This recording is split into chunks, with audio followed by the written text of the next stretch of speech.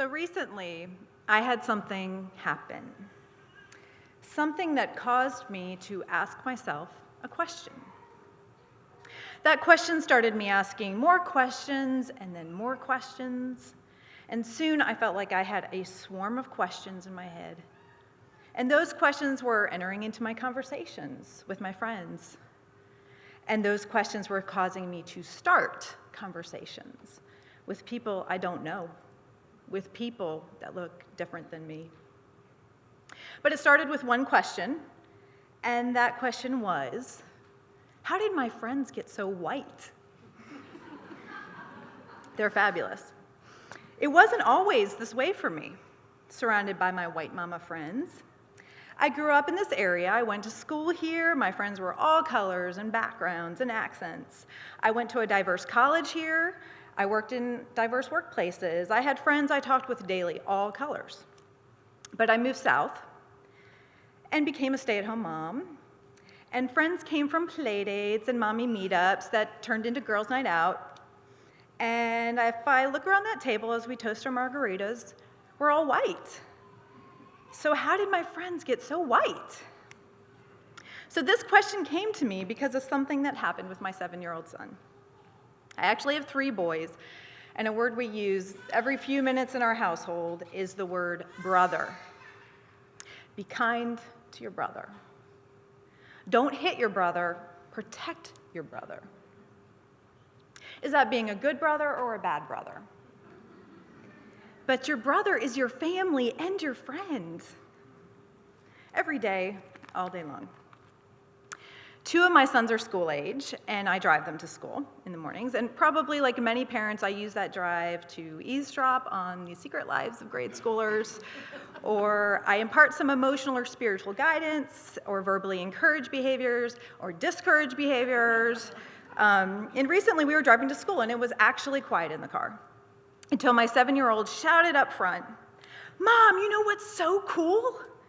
"What? What's so cool?" "It's just so cool that Charmaine is my brother and my brother forever." Charmaine is not my son. Yeah. He's a very sweet African-American kid in the same class as my son. Charmaine is black, and my son is white. They see the difference, but they don't care. They're kids, and according to my son, they are brothers forever.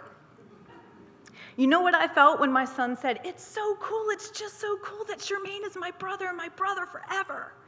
What I felt more than any other emotion was clarity. Because there are people I read about, there are events I watch. There are things happening, lives that I personally do not live, but I want to understand.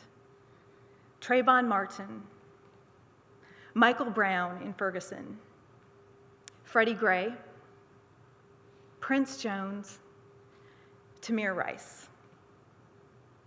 We have the front page of the Washington Post and the entirety of the Metro section. We have injustice, we have violence, we have death and rage and sorrow. We have fear. And as a mama, I read and I watch and I ask, who thinks this way? What kind of world is this? What is happening and what can I do? Clarity was given to me by my 7-year-old that morning because I knew then what I could do. When he said, "It's so cool, it's just so cool that Charmaine is my brother and my brother forever," I heard, "Be kind to your brother." Is that being a good brother or a bad brother? We ask our sons. I got clarity that morning because I knew then when my son said, "It's so cool, it's just so cool that Charmaine is my brother and my brother forever," I knew then what friendship can do. What if I intentionally tried to become friends with Charmaine's mama? What if I got over all this insecurity and just asked her to lunch? What if over time we could share our hurts and our fears, have some hard conversations about what's happening in our country, our backgrounds? What if we could share our interests and our laughter? What if we became friends? What if we became family? Brothers, sisters. Protect my brother. Protect my sister. My brother is my family and my friend forever. So that's the story I want to read and watch and write with my life. And that's definitely the story I want to tell. Because that story would be so cool, just so cool. Thank you.